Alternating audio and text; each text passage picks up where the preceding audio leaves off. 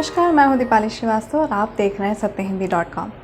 सत्यहिंदी.com के इस खास कार्यक्रम सुनिए सिनेमा में आप सभी का एक बार फिर से स्वागत है।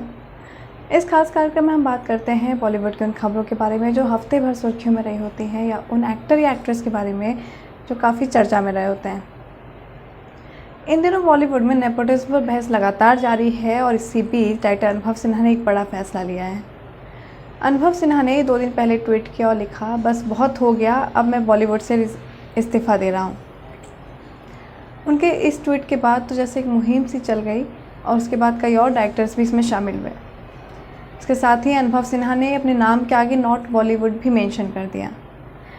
अनुभव सिन्हा के बाद डायरेक्टर सुधीर मिश्रा भी सामने आए और उन्होंने लिखा कि क्या है ये बॉलीवुड, मैं इस बॉलीवुड का हिस्सा बनने नहीं आया था, मैं उस सिनेमा का हिस्सा बनने आया था जहाँ सत्यजीत रे, गुरुदत्त, राज कपूर, जावेद अख्तर जैसे लोग काम करते थे और मैं हमेशा उसी सिनेमा का हिस्सा रहूँगा। इसके बाद डायरेक्टर हंसल मेहता ने भी ट्वीट किया और लिखा कि लो छोड़ दिया, बॉलीवुड का तो कभी अस्तित्व था ही नहीं। उसके बाद अनुभव सिन्हा ने एक और ट्वीट किया और लिखा कि अब जब आप बॉलीवुड के बारे में बात कर रहे होंगे तो हमारे बारे में आप बात नहीं कर रहे होंगे। तीनों डायरेक्टर्स ने ऐसा कदम क्यों उठाया ये नहीं समझ में आ रहा है, लेकिन ये वाकई हैरान करने वाला फ़ैसला है। तीनों ही डायरेक्टर काफ़ी नामी हैं, काफ़ी अच्छी फिल्में बना चुके हैं। अनुभव सिन्हा आर्टिकल 15, मुल्क, रावण, थप्पड़ जैसी फिल्म का निर्देशन कर चुके हैं, तो वहीं सुधीर मिश्रा दासदेव, हमराज, खामोश जैसी फिल्मों का निर्देशन कर चुके हैं। हंसल मेहता की बात करें तो वो शाहिद, अलीगढ़, उमरता जैसी फिल्मों का निर्देशन कर चुके हैं, तो वहीं उनकी आने वाली फिल्म छलांग भी है। तो वही अगली खबर ये है कि नेपोटिज्म पर हर कोई आजकल बहस करना चाहता है। नेपोटिज्म बॉलीवुड का एक ऐसा मुद्दा बन गया है जिस पर एक्टर, एक्ट्रेस, डायरेक्टर सभी बहस किए जा रहे हैं और सोशल मीडिया पर ये बहस हर दिन देखने को मिल रही है। इसी बीच एक्ट्रेस कंगना रनौत ने एक टीवी चैनल में इंटरव्यू दिया और उन्होंने एक्ट्रेस तापसी पन्नू को बी ग्रेड एक्ट्रेस बता दिया। उन्होंने कहा तापसी हमेशा बड़ी डायरेक्टर्स की गुड बुक में बने रहना चाहती हैं, इसलिए वो कभी भी करण जौहर के खिलाफ कुछ भी नहीं कहती हैं। तो वहीं थोड़ी देर बाद ही तापसी ने इस बात का जवाब अपने ट्वीट के ज़रिए दिया। उन्होंने किसी का नाम नहीं लिखा, लेकिन उन्होंने कहा कि लगता है 10वीं 12वीं के बाद हमारा रिज़ल्ट भी आ गया है और ग्रेड सिस्टम वापस आ गया है। पहले तो नंबर्स के बल पे परफॉर्मेंस की नंबर्स दिए जाते थे और अब लग रहा है फिर से ग्रेडिंग सिस्टम शुरू हो गया है। तापसी का ये ट्वीट काफ़ी वायरल हुआ था सोशल मीडिया पर। तो वहीं विवेक अग्निहोत्री ने कंगना का सपोर्ट करते हुए लिखा, उन्होंने कहा कि बी ग्रेड एक्टर्स की खास बात होती है कि वो एक दूसरे से तो नफरत करते ही हैं, लेकिन अगर किसी ए ग्रेड एक्टर्स की बुराई करनी होती है तो वो सब एक साथ आ जाते हैं। विवेक ने अपने इस ट्वीट में किसी भी का नाम मेंशन नहीं किया था, लेकिन जिस हिसाब से उन्होंने ए ग्रेड और बी ग्रेड की बात की तो इस हिसाब से लग रहा था कि वो कंगना को ए ग्रेड एक्ट्रेस कह रहे हैं और तापसी को वो बी ग्रेड एक्ट्रेस बता रहे हैं। तो वहीं इसी कड़ी में अनुराग कश्यप ने भी एक इंटरव्यू में कहा कि तापसी और कंगना दोनों ही मेरे अच्छे दोस्त हैं और मैं दोनों के बीच 1 साल से सुलह कराने की कोशिश कर रहा हूँ। इन दोनों के बीच 1 साल से काफ़ी अनबन चल रही है, लेकिन मैं आज तक इस कोशिश में कामयाब नहीं हो पाया। तो वहीं आगे बढ़ते हैं। तो अगली खबर ये है कि इन दिनों कोरोना महामारी के चलते कई फिल्म OTT प्लेटफॉर्म पर रिलीज़ हो चुकी हैं और कई आगे भी रिलीज़ होने वाली हैं, जिसके चलते मल्टीप्लेक्स एसोसिएशन को काफ़ी नुकसान झेलना पड़ा है और अभी लगातार नुकसान हो ही रहा है। सिनेमा घर बंद हैं तो उसकी वजह से सिनेमाघरों में फिल्म रिलीज़ हो नहीं पा रही है।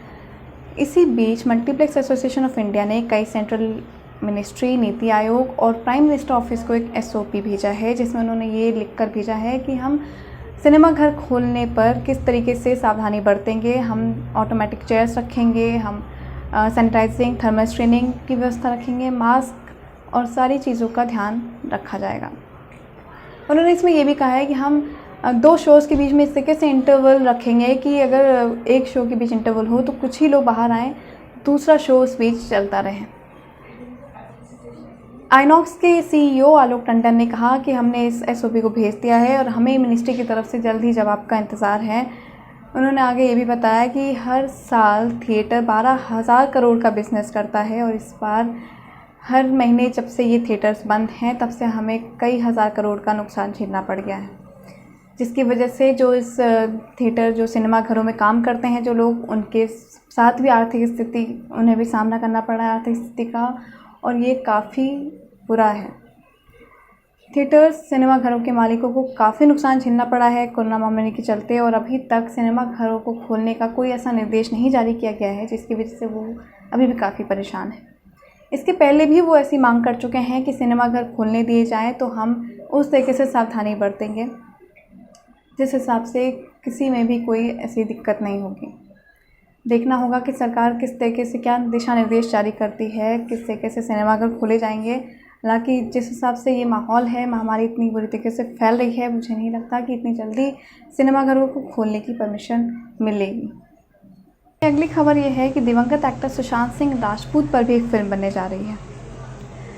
सुशांत सिंह राजपूत की फिल्म कोई बायोपिक नहीं होगी, बल्कि ये फिल्म उनके जीवन से प्रेरित होगी। दिखाया जाएगा कि उन्होंने किस तरीके से उतार चढ़ाव देखे, किस तरीके से वो उन लोगों से प्रभावित हुए, किस तरीके से वो अपनी ज़िंदगी को जी रहे थे।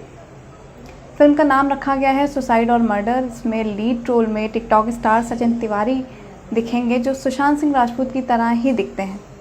सचिन तिवारी ने अपने इंस्टाग्राम पेज पर इस फिल्म का पोस्टर भी शेयर किया है और उन्होंने बताया है कि वो जल्द ही इसमें काम करना शुरू करेंगे। फिल्म का निर्देशन शमीक मौलिक कर रहे हैं और इस फिल्म की रिलीज़ डेट 26 जनवरी 2021 रखी गई है। कहा जा रहा है कि जल्द ही इस फिल्म की शूटिंग शुरू हो जाएगी।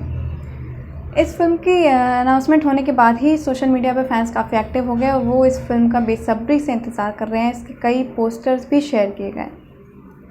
तो वहीं सुशांत सिंह राजपूत के सुसाइड के बाद से ही बांद्रा पुलिस इस केस में जांच कर रही है और इसी बीच बांद्रा पुलिस ने फिल्म क्रिटिक राजीव मसंद से भी पूछताछ की। राजीव मसंद पर आरोप था कि उन्होंने सुशांत सिंह राजपूत की कई फिल्मों को नेगेटिव रेटिंग दी और साथ ही उन्होंने उनके ऊपर कई ऐसे आर्टिकल भी लिखे। ये आरोप उन पर लगाए गए थे और इसी को लेकर पुलिस ने उनसे पूछताछ की। तो वहीं एक्टर शेखर कपूर भी एक फ़िल्म बनाने जा रहे हैं जिसका नाम है पानी, और उन्होंने कहा है ये फिल्म मैं सुशांत सिंह राजपूत को डेडिकेट करूँगा। उन्होंने एक ट्वीट किया और लिखा कि अगर आप भगवान के साथ यात्रा करना चाहते हैं तो आपको हर एक कदम आस्था के साथ उठाना पड़ेगा और मैं ये फ़िल्म ज़रूर बनाऊँगा और ये फ़िल्म सुशांत सिंह राजपूत को डेडिकेट करूँगा। बता दें कि फ़िल्म पानी बहुत पहले ही बनने वाली थी। इसमें सुशांत सिंह राजपूत को लीड रोल में लिया गया था, लेकिन किन्हीं कारणों की वजह से फिल्म बन नहीं पाई और सुशांत सिंह राजपूत भी इससे बाहर हो गए थे। तब से फिल्म अटकी हुई है और अब शेखर कपूर ने इस फिल्म को बनाने का जिम्मा उठा लिया है। आगे बढ़ते हैं तो अगली खबर ये है कि सुप्रीम कोर्ट के पूर्व न्यायाधीश और प्रेस काउंसिल ऑफ इंडिया के पूर्व अध्यक्ष मार्कंडेय काटजू ने फिल्म मुल्क की तारीफ़ की है। उन्होंने ट्वीट कर इसकी तारीफ़ की और एक्ट्रेस तापसी पन्नू को भी इसमें टैग किया। उन्होंने लिखा, मैम मैं 74 साल का हो गया हूँ, मैंने 40 साल में एक फ़िल्म देखी है। ये फ़िल्म मैंने कैलिफोर्निया में देखी। फिल्म मुल्क में मुझे आपकी और ऋषि कपूर की एक्टिंग बहुत पसंद आई। तापसी पन्नू ने काटजू साहब का तुरंत रिप्लाई करते हुए लिखा कि बहुत बहुत शुक्रिया, मुझे अच्छा लगा कि आपकी नज़र में मेरा काम आया। बता दें मार्कंडेय काटजू ने थोड़ी देर पहले एक और ट्वीट किया था जिसमें उन्होंने ईश्वर के अस्तित्व पर सवाल खड़े कर दिए थे। उन्होंने लिखा था कि अगर भगवान है तो कोरोना महामारी ख़त्म क्यों नहीं हो रहा, जिस पर कई लोगों ने सहमति जताई थी तो कई लोग असहमत थे। तो वहीं इस फिल्म की बात करें तो फिल्म मुल्क का डायरेक्शन अनुभव सिन्हा ने किया था। इसमें लीड रोल में आशुतोष राणा, तापसी पन्नू और ऋषि कपूर थे। ऋषि कपूर साहब हमारे बीच नहीं रहे, उनका कुछ दिन पहले निधन हो गया था। तो तापसी पन्नू के लिए बहुत बड़ी बात है कि उनकी तारीफ़ पूर्व न्यायाधीश ने की है जिन्होंने 40 साल में एक फ़िल्म देखी और वो फिल्म मुल्क थी। तो आज के लिए ये खबरें मैं आपके सामने लेकर आई थी। आज के लिए इतना ही। अगले हफ्ते फिर से आऊँगी मैं 5 खबरों के साथ। तब तक के लिए नमस्कार। सत्य हिंदी के और वीडियोस को देखने के लिए हमारे YouTube चैनल को सब्सक्राइब करें और सीधे नोटिफिकेशन पाने के लिए बेल आइकन दबाएं।